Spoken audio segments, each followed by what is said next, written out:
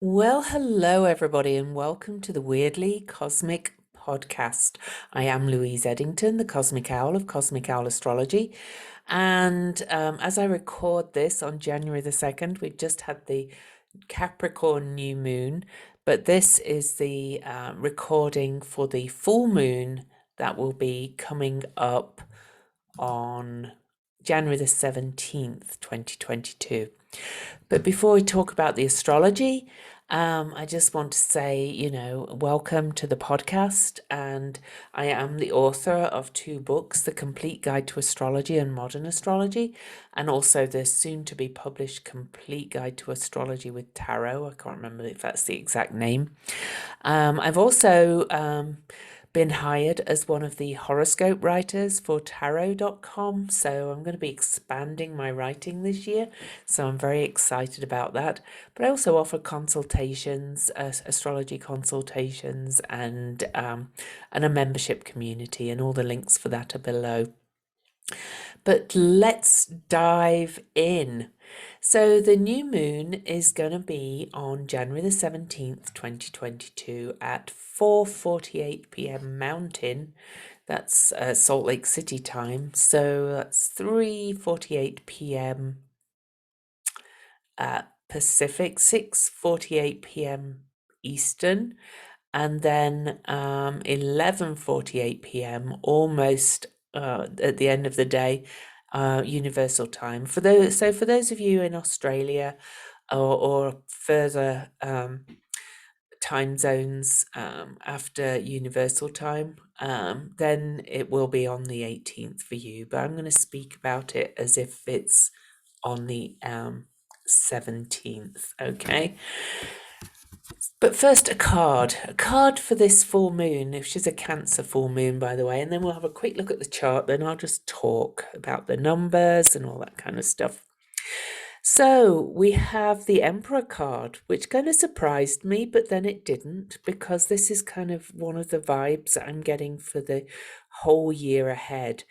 The Emperor is the Aries card. We're very much, I know it's a new year, but we're very much pioneering a new way of being as we move into 2022. And this is the Emperor. I want to read you the quote from the Angeles Arian book that goes with the Thoth Tarot or the Thoth Tarot. Enlightened leadership is service, not selfishness. The leader grows more and lasts longer by placing the well-being of all above the well-being of self alone. And that's from the Tao of Leadership by John Hyder. So this is really the principle of personal power and leadership. And this is the pioneer, the builder, the doer, the visionary. And the Emperor is the explorer whose curiosity and initiative is always on the forefront of human experience.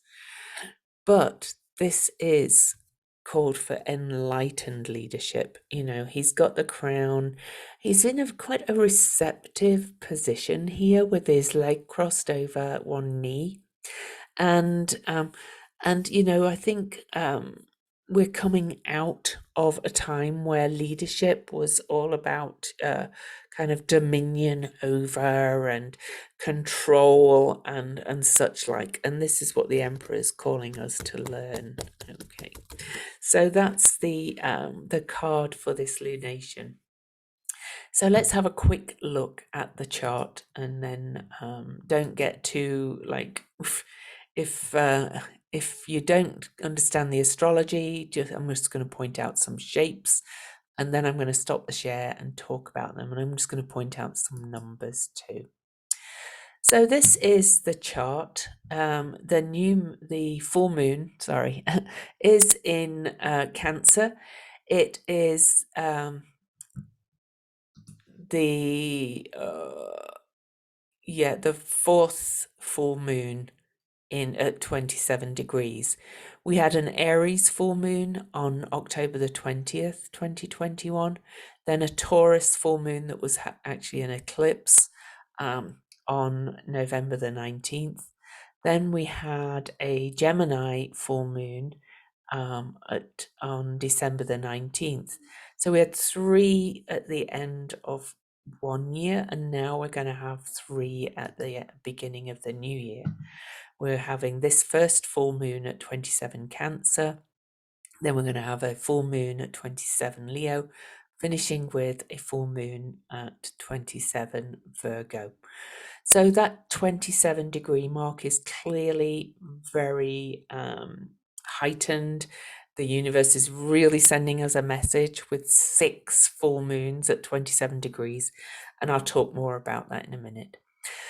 Also, it's a full moon, which means it's an opposition between the sun and moon. And the sun in Capricorn is only just over a degree away from an exact conjunction with Pluto, the shit excavator, or the planet of transformation and death and rebirth. So we have that going on. Juno, the sacred marriage asteroid, is also conjunct the sun on this full moon. So this is a really powerful and transformative full moon. Other things to look at that are happening on the full moon is I want you to see the shape here. We have a mystic rectangle, which is slightly out of sign. Usually a mystic rectangle is kind of a mix of 4 elements. This one is a mix of all the elements because it is widely, well, not very widely, but it is conjunct the nodes really. So, and the nodes are spending their last couple of days here in the signs of Sagittarius and Gemini. So I will speak to that. And I will speak to what this mystic rectangle tells me. But I do want to tell you that a mystic rectangle is a really super strong sense of balance, structure, and harmony. It's a very harmonic kind of structure. But of course, it's not a given. It takes effort to bring in the balance, and I'll talk more about that. But I'm suggesting that what this mystic rectangle is saying is we have the potential to create balance after this full moon. Okay, so I'll talk more about that in the thing. We also have Neptune and Pallas Athena almost exactly conjunct a few hours before at 21 degrees Pisces. And they are in square to Black Moon Lilith. So we've got 2 of the goddess kind of energies here with Neptune, and that's at 21 degrees, which is a 3. And the moon is at 27 degrees, which is a 9. We're in a 6 year. So I'll talk more about the 369 in a little bit too. Last thing I'm going to be talking, well, no, actually, a couple more things. We actually have Venus and Saturn, both at 13 degrees, which is the number of the goddess. And Saturn, just a few hours before this full moon, leaves the shadow of the retrograde degree where he turned retrograde on May the 23rd last year. So there's a lot of stories harking back to May of last year. So I'll talk a little bit about that too. The other thing that's happening is Uranus is basically stationed to turn direct on this full moon. So this full moon has real potential to really shift things because we've got Pluto, death and rebirth involved, Uranus, kind of the great awakener, about to turn direct at 10 degrees of Taurus. So there's so much I could say about that.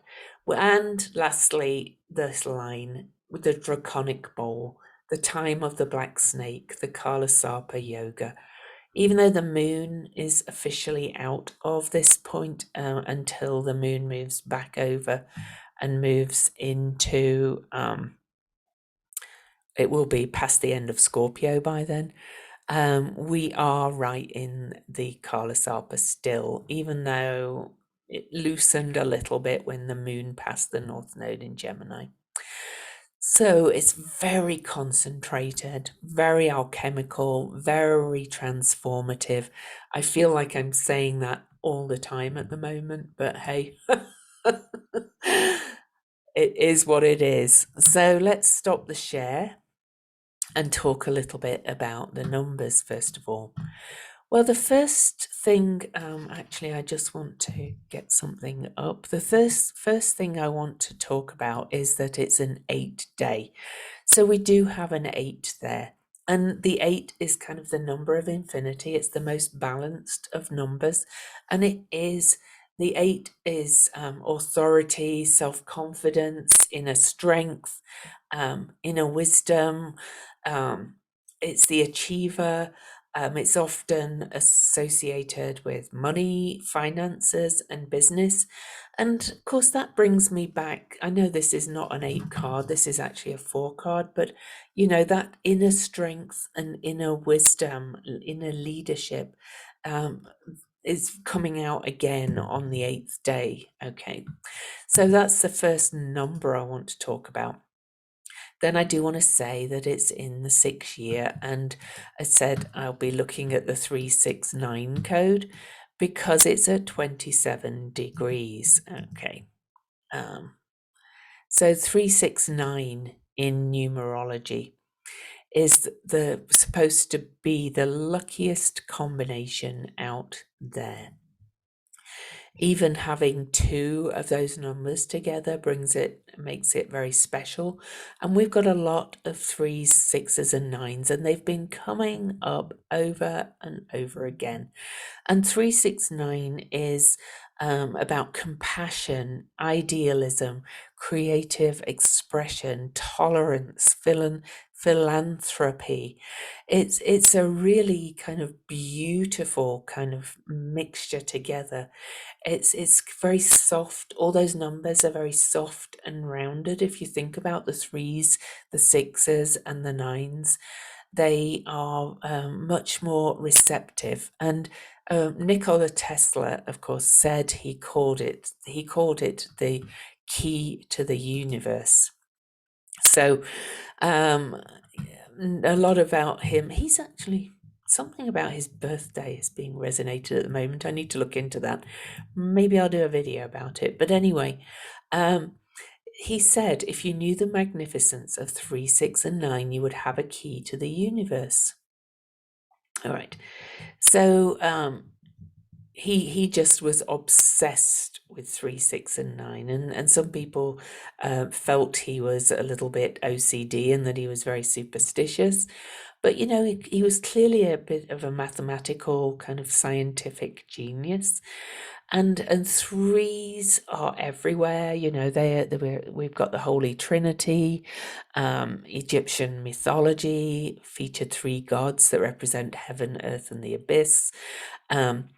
We've got the past, the present, and the future with 3s, 6s, and 9s. It does have this very magical feel about it. It's also the 3, 6, and 9 is also combined with the golden ratio. Okay. So the golden ratio in mathematics is a special number found by dividing a line into 2 parts, such that the longer part divided by the smaller part is also equal to the whole length divided by the longer part. It's often symbolized using phi or pi, the 21st letter of the Greek alphabet. And of course, we've got 21 there. So, the golden ratio is very related to all the music of the spheres. It's also related to the cycle of Venus, and we see that Venus is retrograde still in this chart and at 13 degrees, which is another number connected to all this mathematical symmetry of our cosmos, because it's one of the Fibonacci numbers. anyway, that's so anyway, there's a lot of symmetry in the numbers in this. I don't want to go on about it. But I do want to say 21 is important too, but we've highlighted, we've got the 3, 6, 9, and Phi is the 21st letter of the Greek alphabet, and we have Neptune and Pallas Athena at 21 degrees of Pisces, and square to Black Moon Lilith at 21 degrees of Gemini. So and that's a 3. 21 is a 3. So we've got that coming back in again. Pallas Athena is the problem solver. Neptune in Pisces is really our kind of agape, Christ consciousness kind of energy, higher love, real mystical connection with the universe.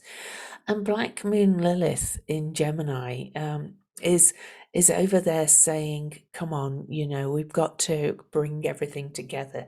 Gemini, the sign of the twins, we have to bring back all this opposites, the union of masculine, feminine, all the opposing views. We have to start listening to each other. We have to start moving with compassion and love. So this is just such a there's so much to say here. Okay. So other numbers. So I'll come back to 27, which is actually the number of the degree of the full moon. We do have Pluto is actually at 26 degrees though, which is another 8. So we've got that strong leadership, compassionate leadership there again. But we've got Juno is at 24 degrees of Capricorn, which is a 6 again. So there we have that 3, 6, 9 idealistic, creative kind of energy showing up again. And of course, Juno is about the hieros gamos, the union of all opposites, the union of the sexes, the union of everything coming together. So this message just is repeating, repeating, and repeating. Then lastly, we have number-wise, we have the nodes, maybe not lastly. There's a couple of ones in there too, new beginnings. 13, I mentioned, the number of the goddess. The nodes, 0 degrees, about to leave the signs of Sagittarius and Gemini after being in those signs since May 2020. I said that we've got a lot of things harking back. So we've got Saturn, the Saturn coming out of the shadow of his retrograde from May 2021. Then we've got the nodes shifting since being in those signs from May 2020. So we're kind of finishing up a lot of stories, a lot of cycles from May of both those years. So it would be helpful if you could just think back a little bit for you personally, what was happening at those times, particularly the nodes, I'm going to say, particularly where you're going with those nodes, all right? Because this is a big shift. Once every 19 years, the nodes are in a sign. So they're not going to be this way again for another 19 years or about 18 because we're finishing up. So 2040. So a lot of stories finishing up. So again, think back 19 years from now, 19, 20 years. So 2002, around that time, 2001, 2002, what was happening for you then? That's come to some kind of completion and is really finishing up right now. Okay. Oh, 27. 27 is the number of the Bodhisattva. I've said this over and over again since we had that first full moon. We're going to have that number 2 more times, as I said. So 27, the number 27 expresses a love for and interest in the well-being of humanity. And it's one who is diplomatic and wise. The number is about non-judgment, compassion, and tolerance of others' beliefs. Okay, now 2027 is the number of the body, said to be the number of the Bodhisattva, and the Bodhisattva is basically one who takes a vow to try and give up and eliminate the three poisons in Buddhism. Now, the three poisons are said to be greed, hate, and ignorance. Also, or sometimes talked to called ignorance, attachment, and aversion. So they all have similar kinds of things. Somebody else said attachment, greed, or lust. But basically, it's like the Ten Commandments in a way, really, only just boiled down to three, which I kind of like. Ignorance, we are to seek understanding. We are to, not close our minds off. That's very North Node in Gemini. And aversion and hate, we really try, to come from a place of love and compassion rather than aversion and hate, even if people are or others are diametrically opposed to our own beliefs. Okay, an attachment. So there was greed, hate, and ignorance. Attachment is greed. Okay, so yeah, so greed is, attachment to things, attachment to wanting more and more and more. So over 6 times these full moons are asking us to kind of address those areas in our lives, if you like, with those numbers. Now to the astrology more. I didn't even get to this. This is a full moon on the Cancer Capricorn axis, which is the line of birth and death, the line of birth to eldership. Cancer is a water sign, a very emotional one. The moon rules Cancer, so that makes this moon very powerful indeed emotionally. Full moon energies are always very heightened anyway. Not to mention the fact the moon is pretty much on her own on one side of the chart in this lunation. And so huge emotions, kind of carrying the handle of all these other energies that are in the other side of the chart. And then to put even more pressure on this tender Cancer moon, because a moon in Cancer is very very protective, very kind of inward. We feel things deeply in Cancer. It's being opposed by Pluto with the Sun and Juno in Capricorn.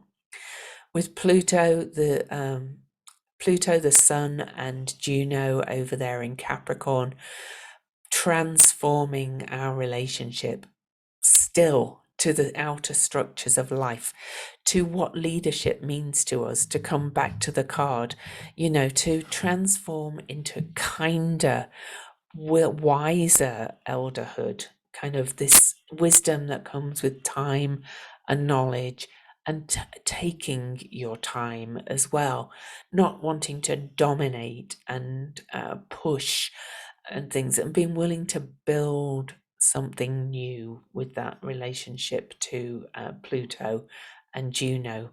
This is very, very powerful. But not only that, the full moon is in aspect to a Ceres Sedna North Node conjunction, with the North Node pulling us towards our future, kind of adding to the story that we've been talking about over and over, pulling us towards a lot of grief and forgiveness and loss, but also to what are we going to do about it now? What are we going to do with all that grief and loss, the loss of way of life, loss of people, loss of connection, definitely connection with Ceres there. loss of the Great Mother. When are we going to recognize that Capricorn is a female sign? Okay, it's a yin sign. We've taken it to be the God the Father kind of thing, this Capricorn energy. Our laws that man has created have created Saturn and Capricorn, the energy as very domineering. They've cut the tail off the sea goat. We've made it just into the goat, and achievement is all, and blah blah blah.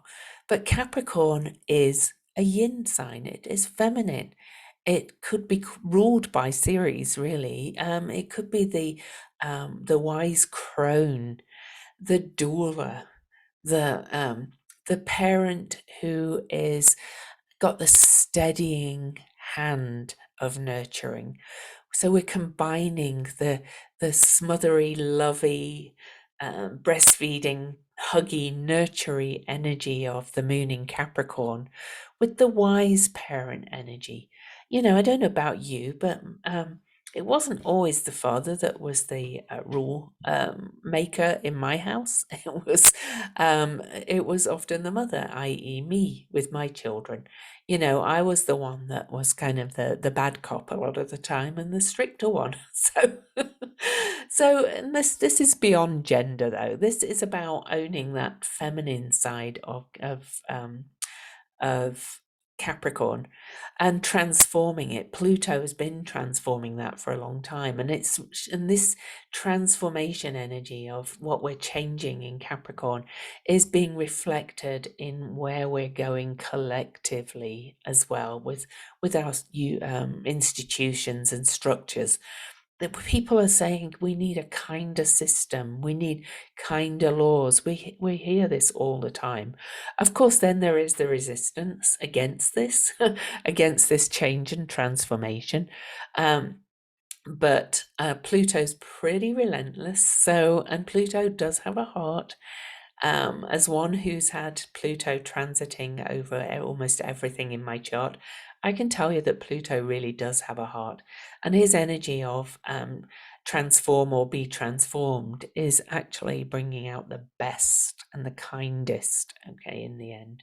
So that's what's happening on the Capricorn end, saying, we have to introduce more of the kind of feminine yin, loving, compassionate energy back into our world. So that's huge. And then, of course, Saturn rules the Capricorn end of this full moon. And Saturn is at that 13-degree mark of Aquarius, saying now just having left the shadow of his retrograde that started last May.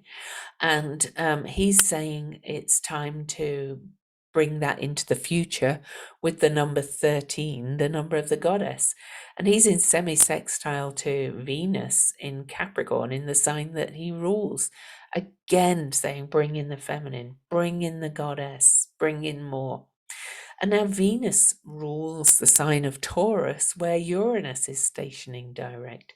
And Uranus is the lord of lightning bolts, the great awakener, at 10, stationing direct at 10 degrees, 1, the number of new beginnings. He's saying move forward with these new, radically different values.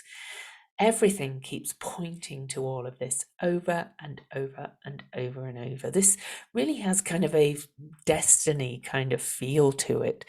And we've got 2 more months after this of full moons, one in February, one in March, that are going to really pull us into this future as gradually, one by one, all these planets leave that Kala Sarpa, the time of the black snake, which is in itself a time of transformation.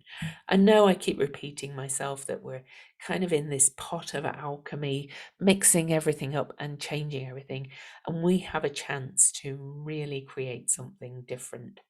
So incidentally, those next 2 full moons will be on February the 16th and March the 18th. And of course, I hope you'll subscribe to a YouTube channel or my podcast on iTunes or wherever. I'm trying to grow my YouTube channel, so please subscribe while you're watching, and maybe give the video a like to get it more attention. But come back, set the little alert, the little bell to get alerted when I upload the videos for the next podcast, because you will see over time as we move through that full moon in February that Ceres will have left the draconic bowl, Ceres the Great Mother, and then by March Mercury is on his way out into he won't leave till April, and then in April I think things are really going to shift for us all. I kind of think we're in kind of a very challenging period at the moment, but it's that real time of let's dive in, let's finish up these stories, let's become these more compassionate, more loving, more yin kind of people towards each other. That's the overall message, and move towards this stability of this mystic rectangle. Just to quickly talk back to Pallas Athena conjunct Neptune, they've done a dance back and forth a little bit, and they're very close to the degree where Jupiter will meet at Neptune on April the 12th. In Pisces for the first time since 1856. And this is a time of increased spirituality, increased spiritual seeking, increased higher love. You know, many people might decide to kind of join the Church of Nature or become a Buddhist or explore spirituality in their own way. The spiritual path is really where we're at. And with Neptune being conjunct Pallas Athena, who is the wise cosmic owl and a problem solver, is saying this is where the answer is to your problems. This is where you will find the answers in your spiritual path, whatever that is for you, whether it's meditation, whether it's shamanic journey work, whether it's walks in nature, whether it's going to the Buddhist temple, whatever your spiritual path is, that is where your answer is, okay? And as again, I said, that's in an almost exact square to Black Moon Lilith, who is our inner wild feminine. And she's in Gemini over there. She's really about saying, you know, let that kind of raw Kundalini female energy rise up within you and really just be love. Show it. You don't let yourself be rejected or feel rejected, or don't reject others. Don't get angry and mad. Just come together. This is all of this is saying to me. Whoa, wow. What a lot. You may have, those of you that know the astrology as well, may have noticed that this is happening in a Mercury retrograde as well. And I didn't even mention that because there's so much happening. Mercury actually turns retrograde at 3 days before this full moon at 10 Aquarius. We'll have moved back to 9 on the full moon. But Mercury is basically in square, still at his, still just within the zone of stationing retrograde, 5 days either side, is in a square to the modern ruler of Aquarius, Uranus, and Mercury is conjunct Saturn. So our messenger who moved between the land of the gods and humans, kind of was a trickster, kind of shapeshifty and things, is very much involved as well. And Mercury is kind of the mind, and Uranus is really the higher mind, the inventive mind, and Saturn is mastering where we're going to move for the future. So our trickster Mercury is very involved in all of this, and he's kind of saying, you know, we're kind of thinking over what happened with this Saturn Uranus square that happened 3 times in 2021. The pull between staying the same and the pull to innovation and liberation from those old rules and ways of behaving and ways of mastering things. So it's such a oh, it's just going to be amazing for this full moon, to be quite honest. So I kind of hope you'll kind of soak up some of these words and really kind of think about where you're going on this full moon. We've just had the new moon, as I record, as I say, the Capricorn new moon at 12 degrees of Capricorn, which was the middle of 5 new moons at 12 degrees. So we're really in this kind of middle point of shifting and changing, or tremendous opportunity to shift and change. I know I personally feel it in my life, but it's happening to us collectively and all of us personally. Of course, if you are affected by the degrees more, then you will feel it more. So if you have anything around 27 degrees in your chart, you're feeling all of these full moons. If you have anything around 12 degrees in your chart, you are feeling the new moons. And I think that's probably pretty much going to cover all of us, to be quite honest, because there's very few people that will have nothing around those degrees, either a sun, moon, planets, or maybe one of the angles, which is your ascendant, your descendant, your midheaven, or your IC. So check your chart if you know it. If you don't, just feel into the energies and just know that we're all going through this amazing time of transformation. So let's move to the symbols. Okay, so I'm actually going to look at the Sabian symbol first, and then we'll leave with my favorites, the Chandra symbol. So this the Sabian symbol for this full moon, we go to Cancer 28. We always go up for the symbols because the degrees start at 0 and the symbols start at 1. So the symbol is an Indian girl introduces her white lover to her assembled tribe. Oof. Now, I was a little bit like, when I first read this, and then I thought, no, how this speaks to me is the breaking down of the kind of capitalist, domineering kind of manifest destiny energy of the European colonialists, and a return to a more kind of shamanic way of being and living, and a female as well, being the Indian girl. Okay, so moving more towards that more female energy, the group collective of the tribe, moving into all that. We Westerners, I am one, clearly I'm white and British, and I come from, long history of colonialism and conquering and domineering.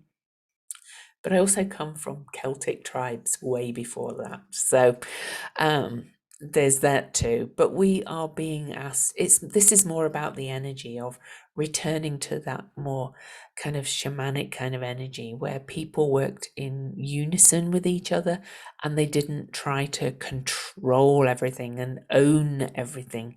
So I think that's what this speaks to me more. Okay, a return to nature, Rudyard says.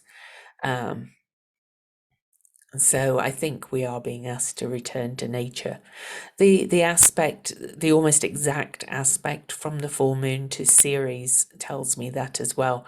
Ceres is very much about living in alignment with the seasons and the cycles of nature within ourselves and within the rest of the earth. So that's how I interpret that. I do struggle a bit with the language in some of these Sabian symbols now, but I do have to remember they were channeled in a different time. So Cancer 28, the Chandra symbol. Before I read that, can I just again remind you to subscribe?